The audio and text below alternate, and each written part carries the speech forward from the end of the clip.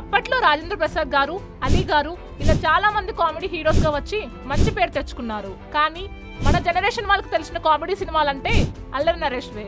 పేరుకి ఒక పెద్ద డైరెక్టర్ కొడుకు కానీ తన తండ్రికి కూడా తెలియకుండా ఒక సినిమా ఛాన్స్ తెచ్చుకొని అదే సినిమా పేరు ఫస్ట్ నేమ్ గా చేసుకున్నారు మన అల్లరి నరేష్. యాక్టింగ్ లో ఉన్న అన్ని రసాల్లో నవ్వించడం చాలా కష్టం అంటారు.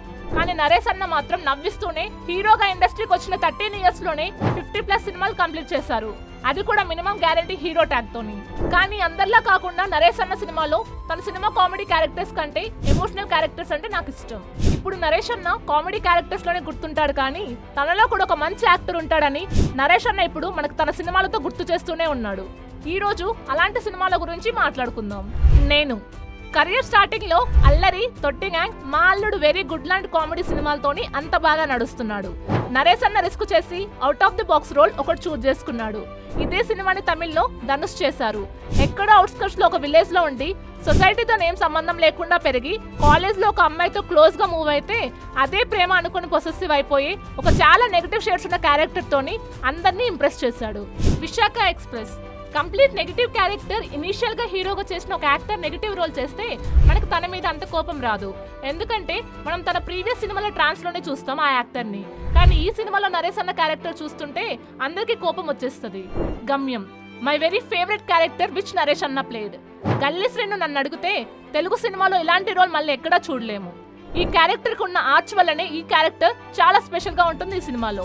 ఒక మనిషి బైక్ దొంగతనం చేస్తామని ఫ్రెండ్షిప్ చేసి లాస్ట్ లో అదే మనిషి కోసం చనిపోవడానికి రెడీ అవుతాడు. ఈ రోల్ లో పర్ఫార్మెన్స్ కి చాలా స్కోప్ ఉండే నరేష్ అన్నకి అదే 100% న్యాయం చేశాడు. శంభో శివ శంభో ఈ సినిమా ఆన్ ది పాయింట్, ఏం నాన్ సెన్స్ లేకుండా ప్లాట్ చుట్టే నడుస్తుంది. నరేష్ అన్న చేసిన యాక్టింగ్ వల్ల కామెడీ జనరేట్ అయింది తప్ప సెపరేట్ కామెడీ సీన్స్ ఏముండదు. అందులో ఈ సినిమాలో ఒక పాయింట్ కి వచ్చాక నరేష్ అన్నకు వినపడదు. ఆ క్యారెక్టర్ ని జాలి కొంచెం నవ్వు కూడా తెప్పించాడు. కానీ ఇప్పుడేంట్రా అంటే టీవీకి ఒకటి కాకపోతే ఒకటి అన్ని కామెడీ షోస్ వస్తూనే ఉన్నాయి. నరేష్ అన్న మూవీస్ కూడా బాగుంటాయని థియేటర్ కి వెళ్లే దగ్గర నుంచి బాగుంటే పోదాం అనుకునే సిచ్యువేషన్ వచ్చింది. చాలా మందికి నరేష్ అన్న 50th ఫిల్మ్ ఏంటో కూడా తెలియదంటే అర్థం చేసుకోవచ్చు. చాలా మందిని చూసాం కెరియర్ లో పాయింట్ లో వాళ్ళని వాళ్ళు రెనోవేట్ చేసుకొని మంచి హిట్ కొట్టారు. అలా ఆ టైంకి వచ్చింది నాంది. 6 crore బడ్జెట్ తోని 9.5 crore కలెక్ట్ చేసింది. అందులో నరేష్ అన్న యాక్టింగ్ ఉంటది.